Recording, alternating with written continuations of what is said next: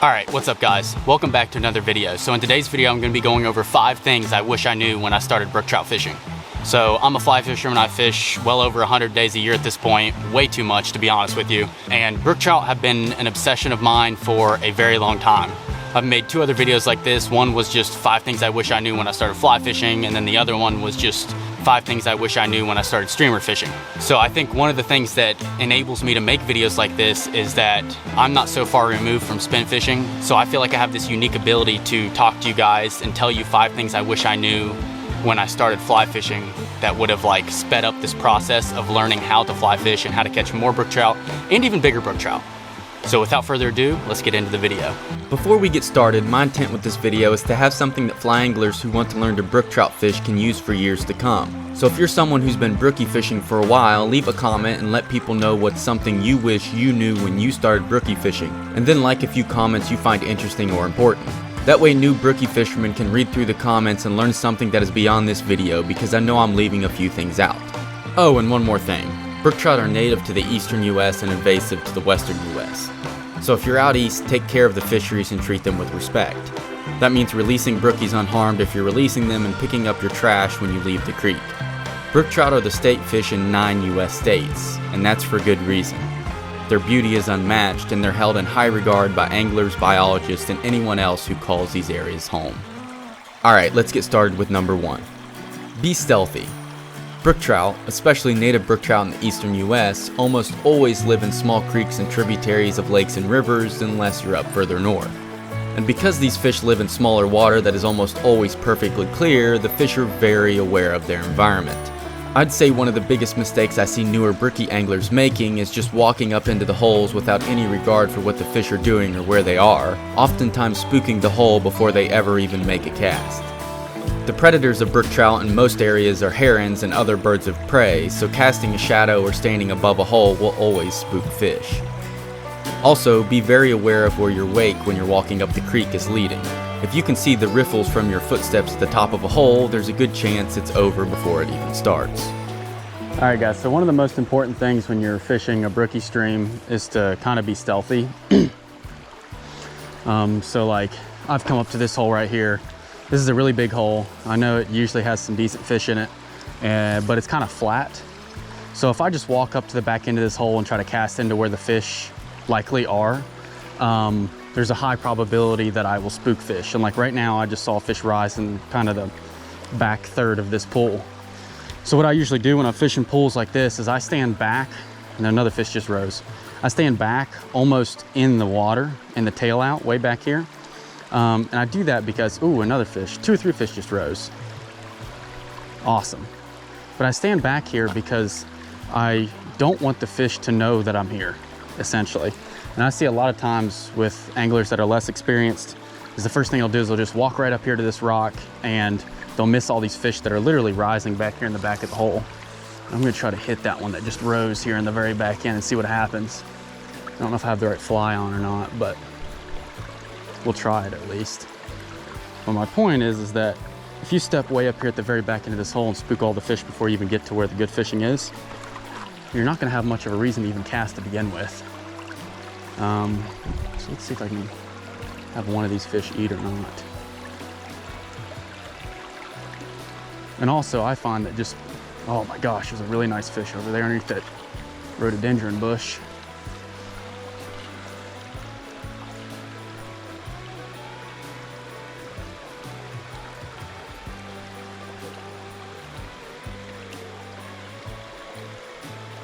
I don't even know where that fly landed, to be honest with you.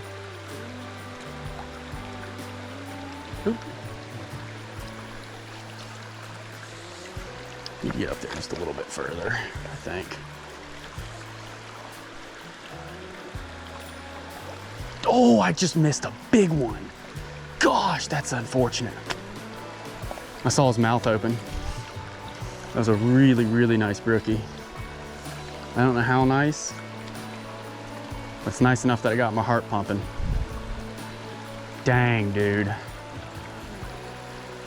But that's a perfect example. You see where that fish was? He was sitting maybe a foot off the bank underneath this little bush that's sitting there on the left side of this hole.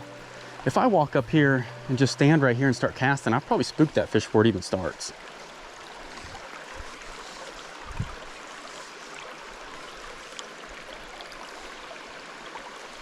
Oh, got him. Finally. Took a little bit of patience and a cast or 2 or 3, but I got one. What's up, little brookie boy? How you doing? There he is. Not a giant, but it's a good fish. Thanks, buddy. See if we can't catch a slightly larger fish out of this hole, but I think that kind of proves my point.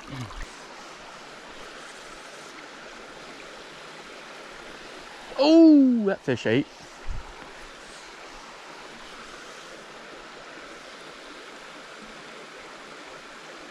Oh, denied by something big. A wake just came out my fly and then turned away from it. Maybe I'll change flies.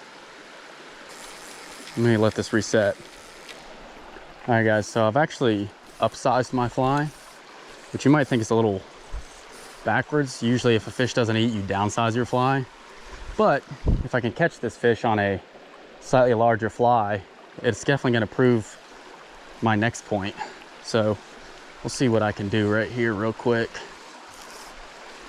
I'm gonna start kind of back a little further. Great. Bunch of little fish messing with me. Just a little funny, I will be honest with you.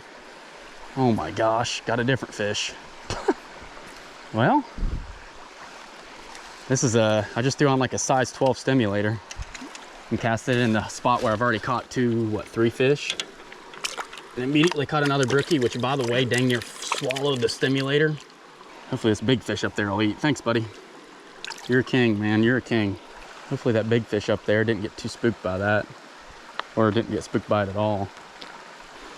Okay, let's try to hit that upper end of that where I was earlier, where that big fish was swinging at me. See if it eats. It's pretty close to where it is. Not quite up far enough though. Oh, some fish just ate me. Oh, it's a nice brookie. Yeah, that's a better fish too. Come on, buddy, stay pegged. Might be the biggest fish I've caught out of this hole. In fact, it almost certainly is. Got a little bit of color to him too. Oh, buddy, that's awesome. It's a little bigger than that other one, and he's got a little bit of color to him. The dang stimulator, boys. I guess we'll talk about the second point. Oh my gosh, that's a nice fish. Number 2. Brook trout are aggressive. Out of the species of trout, brook trout are much more like brown trout than rainbows or cutties. They're overly aggressive and feed on just about anything that hits the water, within reason, of course. There are exceptions to this rule, like heavily pressured water or low gradient streams that have a lot of still water, but as a general rule of thumb, brookies aren't shy. This makes them far less difficult to catch than some of the other species of fish and makes techniques like streamer fishing and throwing overly large flies very effective.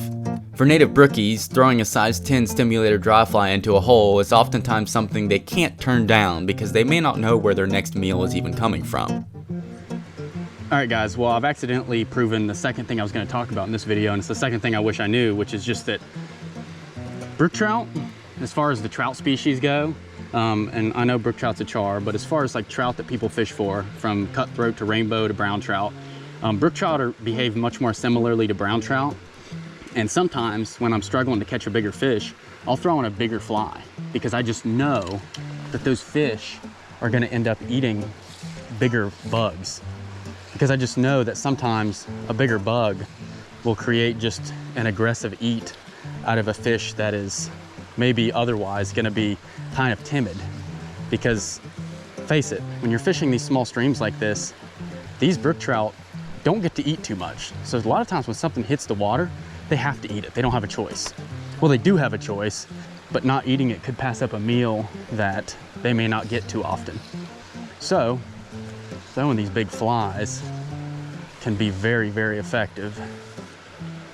See if that other big fish is up in there, or if I done spooked that one with that other fish. I don't think that was the big fish that rolled on me earlier. It could be wrong. It could be the big fish that rolled on me earlier. But my gut feeling is that that is not the fish that rolled on me earlier. But I think if I keep fishing up through here, I still might have a chance at him. Although catching that last fish probably spooked a good amount of the fish in there, unfortunately. Got him.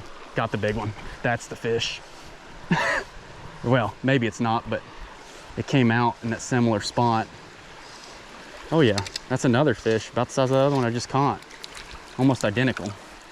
Oh, he popped off right at the bank. That's okay.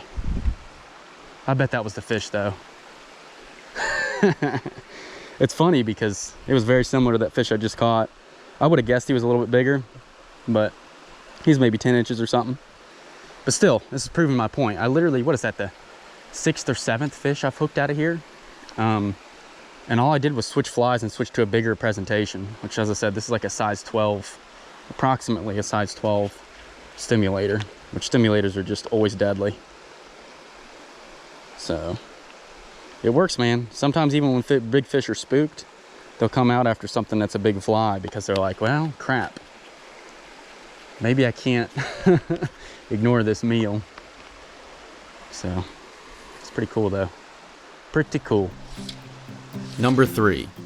If you come up to a big hole, sit down and watch for a few minutes before you even make your first cast.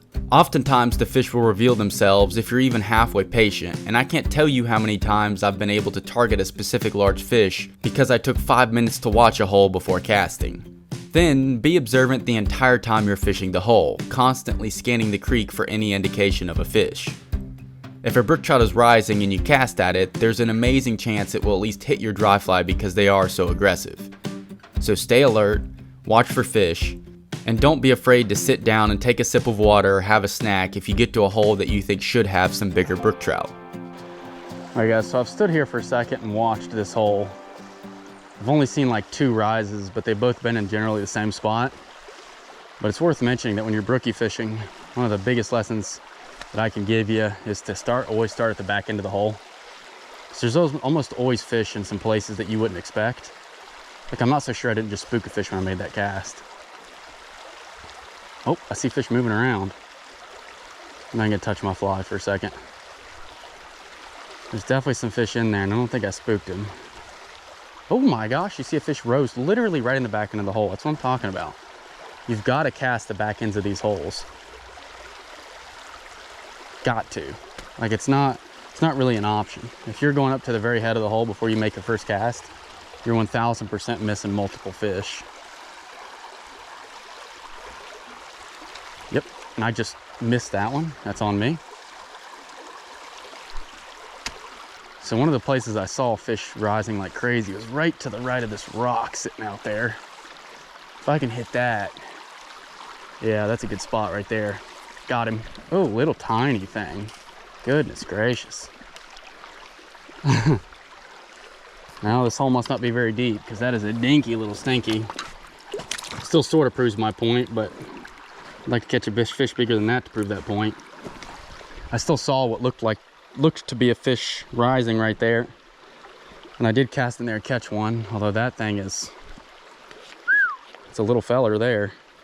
We'll keep fishing up this hole though. Hopefully if there's a big one in there, he doesn't spook from stuff like that. That would be ideal. The only other place I saw fish rise was actually in front of this rock there, so I'm gonna try to hit that and see what happens. That's a good spot. Oh, that was a way larger fish. Okay. Okay. Much larger fish, dude. That's more so what I would like to catch if I could. See if he'll hit again.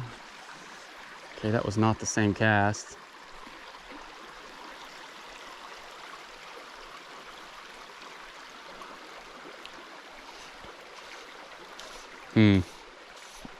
Try to get up there to the left a little further again, see what happens. See if that larger fish wants to eat again. There we go. Oh, I think that fish denied it, I'll be honest with you. I saw a wake come up and then he just turned last second. Surely he didn't find out that I'm not a real fly. Ooh, there's a nice rise right there. Did you ladies and gentlemen see that? Because I'm about to hit that spot right now. Gotta be aware when you're brookie fishing because you never know where that next rise is gonna come. That was not, yep, oh, I missed him. Hold on, that's not even where I saw the rise exactly. You go a little bit further to the right. That's the spot. They're very close to the spot. Yep, got him. Little fish again, but once again, seeing rises and picking out fish. Little itty bitty fella. Well, I guess it's worth mentioning here too that when you're fishing for natives and brook trout in general, you shouldn't be expecting anything crazy giant because they just don't get too big, especially not in the smaller water. I mean, there are probably fish in here that are 15 inches, but a 15-inch brook trout is like overly rare, at least here. Now, if you go up to Canada or Maine or something like that, you will see some much larger fish. But in this area, you won't get so lucky.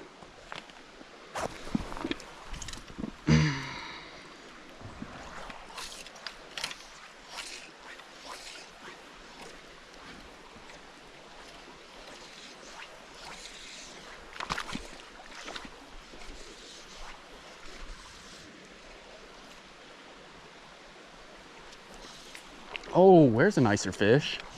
But that was that first one I missed. Uh-oh.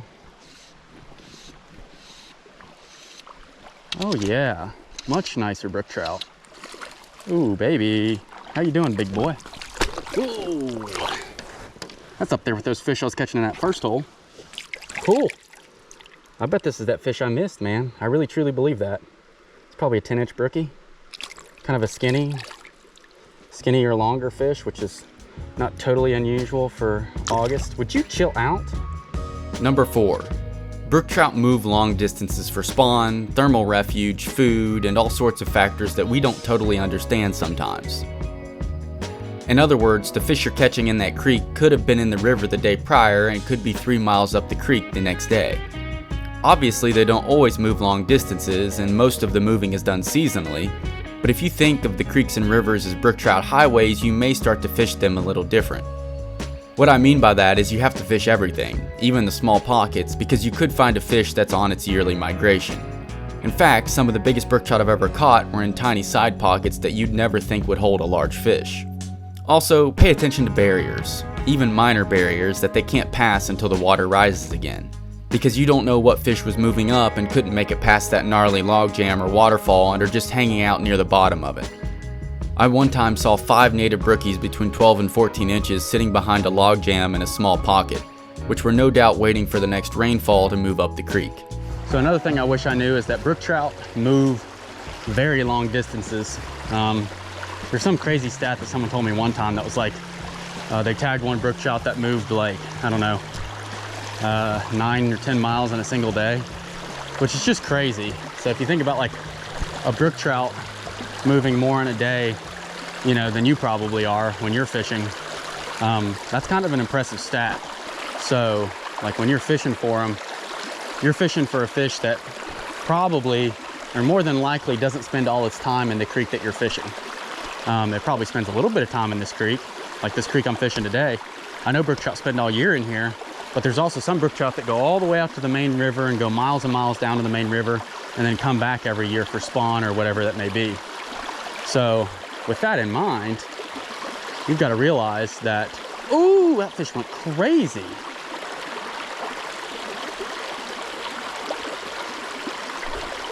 What I was going to say though is with that in mind, you got to fish everything when you're brook trout fishing. That means like little pockets, big pockets, things that you don't think a fish would sit in. You name it, you should cast it. And I say that because like in a situation like this, I just got denied by a big fish. But in a situation like this where the water's low, it also is very helpful to fish holes that, like, if a brook trout was swimming up this creek right now and he comes up and he gets to this hole right here in front of me, he can't go any further. Or it'd be difficult for him to go any further until the water bumps up again. So a lot of times these holes like this will hold some nice fish, and there's a fish right there right as we talk about it. A lot of times these holes like this will hold a bunch of fish because these brook trout do move so much, and when they're moving up the creek, they come up to a hole like this, and they can't even really get above it right now. They might be able to, but it's gonna be tough on them. So a lot of times they'll sit in these really still pools like this and hang out for a while. And I don't know. I guess the lesson in here is cast everything and pay attention to even mini barriers like this one here that isn't a barrier all the time. I mean, there's many ways of fishing to get past this, but it still serves as a place for these fish to, you know, stop and rest on their way up through these creeks. Number 5, and arguably the most important, is finding brook trout. That's probably the most difficult thing for new anglers to figure out, but it doesn't have to be. Almost every single state has publicly available data on which streams hold wild trout, and some even specifically list out brookie streams. Not only that, but organizations like Eastern Brook Trout Joint Venture literally have interactive maps that give you accurate data on which streams hold brook trout across the eastern US. I can almost guarantee you that every stream you've ever seen be brook trout fish is on a list somewhere, and most people are just too lazy to even do the bare minimum amount of research to find them, or don't want to hike a little to find the ones that produce the best fish. So I think sometimes the biggest trouble for new anglers when you're brook trout fishing, especially native brookie fishing out east, is that it can be difficult to find where the fish are. I mean, if you don't know where the fish are, then it almost doesn't matter how good of a fly angler you are or are not. And one thing I wish I knew when I first started fishing was that there's a lot of public data and public information online that kind of tells you exactly where the brook trout are. Like, rarely are brookie streams like a real true secret. And I mean, most fish and game agencies have literally trout lists where brook trout live, or wild trout live in general. Some states have tier systems, some states have class systems. Really depends on where you're fishing. And if you can just, I mean, it's literally like a Google search away usually, and then you can figure out exactly where, you know, brook trout live. And that's a great starting point. Even if you can just find like, oh, I know that the fish are in this particular river system, that can be like massive on your road to success. That's a big fish, really big fish. Oh my gosh. Come on, no, I lost it because I couldn't grab my line. I lost my line. I don't know if you guys could even see it. Oh, just gotta sit down and think about life after that one. That fish was probably 10 or 11 inches, but the impressive thing about it was that he was thick. I mean, that thing was thicker than a Snicker across the back. I mean, he was, dang man, I can't believe I screwed that up. That's on me too. If I could have just found my line, I lost it when I was stripping it in. I guess this is a good lesson too, is that you're gonna lose fish, you're gonna get stuck in the tree. That's part of the fun. And if it was easy and you never got stuck in the tree and you landed every fish you caught, it wouldn't be very fun, would it? All right guys, so we're gonna try to use everything that I've talked about in this video so far to hopefully catch a few good fish out of here before we end it off. First things first is that brook trout move so much and they kind of treat these creeks as highways. At the head of this, there's like a really long skinny chute that goes up the stream for a little bit before it actually connects to anything of consequence. So in other words, this is kind of a good spot for fish if they're moving up the stream to kind of stop here, get a break, get a rest. It's like a good pit stop. Second thing is I have put back on my big stimulator. I think it's a size 12 because these fish are aggressive. We know that. And so theoretically throwing in a bigger fly will hopefully get the fish's attention and they won't spook from it because they're aggressive fish just in general. Also, honestly, I've just walked a long ways up here, so the fish in here probably haven't seen very many flies in a long time, I'd say. The third thing is I'm coming up to this hole and I'm being very cautious. You can see there's a big rock in the very back end of this hole, which allows me to kind of get up here pretty far, honestly, without having to worry about spooking the fish. But I'm still staying back a long ways. Like, I'm not gonna get up on this big rock and cast. I'm gonna stand back here and make kind of a longer cast. And then last but not least, I did kind of watch this hole for a minute before I'm about ready to cast. I didn't see any rises, but I've noticed that there's a big down tree back here, which is new from the last time that I fished this creek, or at least this section of this creek. And all fairness, it's been a while, so that doesn't shock me. But the tree looks fresh anyways. So we've got a lot of cover back here. And there's a dry fly eat. But I was about to say, we have a lot of cover back here, and it's actually deeper right in front of these rocks than it is at the head of the hole. So I'm gonna start at the back end of this hole, which is what I probably would have done anyways. And hopefully I'll catch a few fish out of here. Oh my gosh. The fish literally just bumped it all the way out of the water, but missed it completely.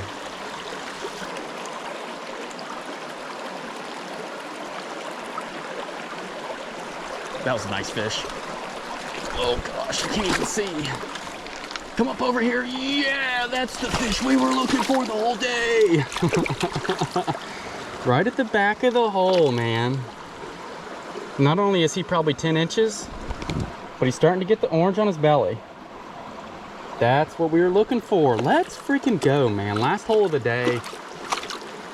And I've struck gold, ladies and gentlemen. I have struck gold. That's awesome. All right, guys, so that'll do it for this video. If you like the video, leave a comment and subscribe. We're almost at 100,000 subscribers, which is mind-blowing. So hit that subscribe button, get everybody you know to subscribe or something, I don't know.